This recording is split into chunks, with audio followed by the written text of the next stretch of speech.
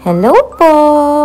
Join me as I unbox all the packages na orders ng ating client. Di muna tayo teacher today dahil personal shopper muna tayo dito sa Thailand. Ipapadala ko po lahat na ito sa Pilipinas. Ito lang po lahat yung in-order ni client. Saktong-sakto lang siya sa isang box talaga. Walang labubo for today dahil ang gusto ni client etong mga to. Unahin kong bubuksan itong pinakamalaking box dahil karugtong lang to ng orders niya dyan sa Laila. Oh, sabi ko sa inyo dinagdagan niya pa yung Laila's Lucky Cut. Ang dami na, bongga. Ang cute din kasi talaga ng Laila.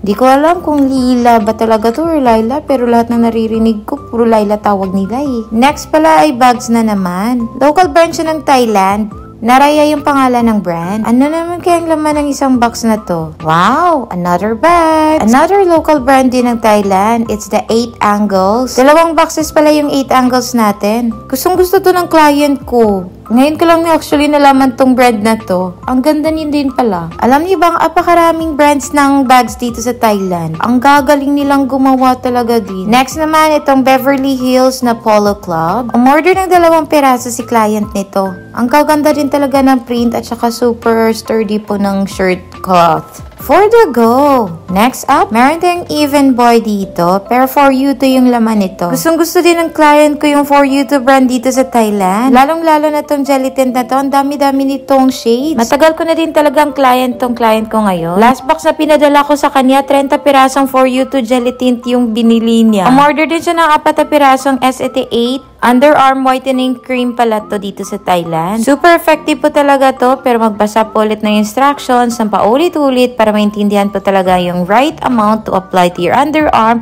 para makaiwas sa mga side effects, especially sa mga sensitive po yung skin. Dahil malakas po talaga ang SET8 sa underarm. Ginagamit rin siya talaga ng mga clients ko sa papaputi ng mga gusto nilang paputiing parte ng katawan nila. Nagpabili din yung client ko ng Cheer Up Baby. Ang cute nito, pero isa lang yung binili niya. Yung iba din sa mga in-order ng client ko, feel ko orders din to ng mga kaibigan niya. Sabi pala ng client ko, super sikat daw to at mahal sa Pilipinas itong multi-purpose na cleaner.